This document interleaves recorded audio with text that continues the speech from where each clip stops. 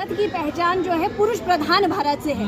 इसे अगर महिला प्रधान कर दिया जाए तो ये मेरा विचार है। हो सकता है आपका कुछ और हो।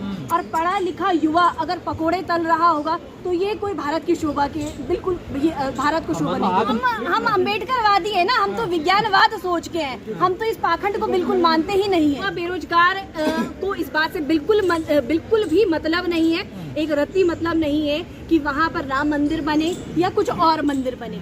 इस बात से मतलब है कि हम लोग शिक्षित हैं और हमें रोजगार चाहिए। और आपके चैनल के नाम से मैं आग्रह करना चाहूँगी माननीय प्रधानमंत्री महोदय से, राष्ट्रपति महोदय से और सीएम पुष्कर सिंह धामी जी से कि युवाओं की परेशानियों को समझे।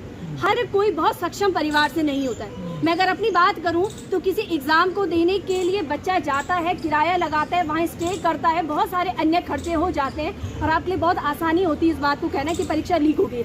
इस समय नया ट्रेंड फॉलो किया गया है कि आपकी यूटीसी की बसेस जो हैं वो फ्री कर दी गई है, लेकिन सिर्फ बसेस फ्री करने से कुछ नहीं होता है। तो ये एक बड़ा मुद्दा है क्योंकि आने वाला जो भविष्य है वो सिर्फ युवा है। और पढ़ा लिखा युवा अगर पकोड़े तल रहा होगा तो ये कोई भारत की शोभा के बिल्कुल भारत को शोभा नहीं। आत्मनिर्भर है ना। देखिए मंदिर के नाम पर वोट भी मिल रहा है।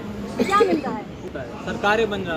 सरकारें बन रही है, वोट मिल रहा है। देखिए ये तो अब भारत के लोकतंत्र का हिस्सा है कि सरकार ने बनना ही बनना है, लेकिन सरकार बने और बिगड़ी ये पूरा जनता के हाथ में है। जिस प्रकार से युवा आक्रोशित है तो इसका जवाब सरकार को जरूर देखने को मिलेगा और बहुत जल्दी देखने। कहा जा रहा है जितने भी ये हिंदू धर्म ग्रंथ हैं महिला विरोधी हैं। आपने जैसे भी अभी कहा कि महिलाओं को नहीं सिखाया।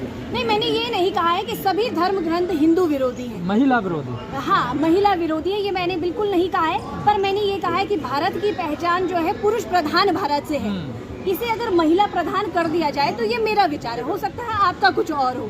तो इस बात पर ये बात थी कि हर कोई अपनी बातों को स्वतंत्र तरीके से रख सकता है। वो डिपेंड करता है क्या आगे फॉलो। ये पिछले नेता जो कह रहे हैं कि हम हिंदू नहीं हम शूद्र, तो क्या बदलाव आ रहा है क्या? हाँ, बिल्कुल बदलाव आएगा और ये जरूरी भी है कि आप अपनी पहचान के साथ जिए। अगर हम जनरली ये देखा जाता है कि लोग शहरों में आ जाते हैं और अपनी जातियों को बदल देते हैं और तब इस नारे को देते हैं कि शहरों में जातिवाद नहीं है। जातिवाद का तो पता तब चलेगा जब आप अपनी वास्तविकता के साथ जिएंगे। आप शहरों में आते हैं, अपने कास्ट को बदल देते हैं, तो इसलिए आपको उस बात की जानकारी नहीं है। पर गाँव में जाए जहाँ उनके पूर्वज वहीं से बिलोंग कर रहे हैं, उनको इस बात का सामना करना। जातीय जनगणना हो रही है ना, आप देखिए। हाँ, जाति जनगणना हो रही है। अभी तक तो इसकी कोई ऐसी पुख्ता खबर नहीं आएगी। भारत में भी हो रही है, मैं बता रही हूँ। भारत की इसकी कोई पुख्ता खबर नहीं आई है, बिहार में हो रही है। तो ये बहुत ही अच्छा बिहार सरकार ने ये निर्णय लिया है और इसे पूरे भारत में लागू होना चाहिए। और जैसे कि हमारे डॉक्टर उदित राज और डॉक्टर ओम सुंदर जी हमेशा इस बात को कहते हैं कि हमेशा हम इस बात की अपेक्षा करते हैं कि जितनी हमारी भागीदारी है, जितनी हमारी जनसंख्या है, उतनी हमारी भागीदारी। जाति का जहर फैलेगा जातीय जनगणना से, देखिए। नहीं, अगर इससे जाति का जहर फैलेगा तो आज से पहले क्यों नहीं फैला? जब आज से पहले जो ब्राह्मण वर्ग था और जो उच्च कोटि का वर्ग अपने आप को कहते हैं, तब ऐसा क्यों नहीं महसूस हुआ कि जाति का जहर फैलाया जा रहा है, कि आप दूसरे व्यक्ति को बहुत सारे संसाधनों से आप वंचित रख रहे हैं? तब ऐसा ख्याल क्यों नहीं आया? तब तो जहर जीवित था। समाज बनाने की बात हो रही है। बिल्कुल जाति विहीन बननी चाहिए ना, पर जाति जनगणना क्यों? जाति विहीन तब बननी चाहिए कि जब केदारनाथ और बद्रीनाथ के मठ पर कोई वाल्मीकि समाज का कोई व्यक्ति। मैम जाति छोड़िए, अब हिंदू राष्ट्र बनेगा भारत। हिंदू राष्ट्र बनेगा। देखिए सर, सबकी अपनी अपनी इच्छा है अपने अपने विचार रखने की, लेकिन हम इस बात को डंके की चोट पर कहते हैं कि भारत की जो पहचान होगी सिर्फ संविधान के आधार पर होगी। और आर्टिकल नंबर 25 हमारे लिए सर्वमान्य है कि व्यक्ति को हर धर्म की चूज करने की यहाँ पर स्वतंत्रता है।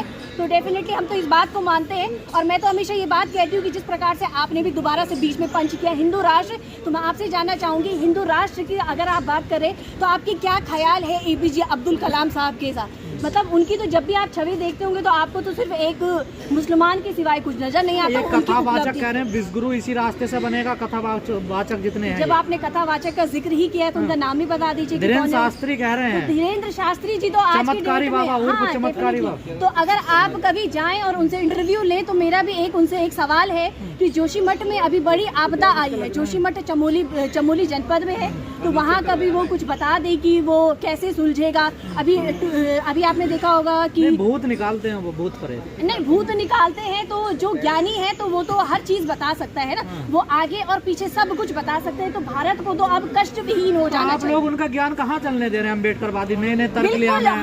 हम अम्बेडकरवादी है ना, हम तो विज्ञानवाद सोच के हैं, हम तो इस पाखंड को बिल्कुल मानते ही नहीं है। ये तो यही तो हमारी पाखंड पहचान नहीं है। है, वो दिव्य शक्ति है सनातन धर्म की। तो यही तो मैं भी आपको कह रही हूँ कि दिव्य शक्ति है। तो जोशी मठ का केस है, ऐसे तमाम इतनी सारी एट्रोसिटीज हो रही हैं। ऐसा विश्व ज्ञानी व्यक्ति अगर हमारे पास है तो उन्हें बिल्कुल संरक्षित रूप से रखना चाहिए और आने वाली हर समस्याओं का हल उन्हीं से पूछना चाहिए।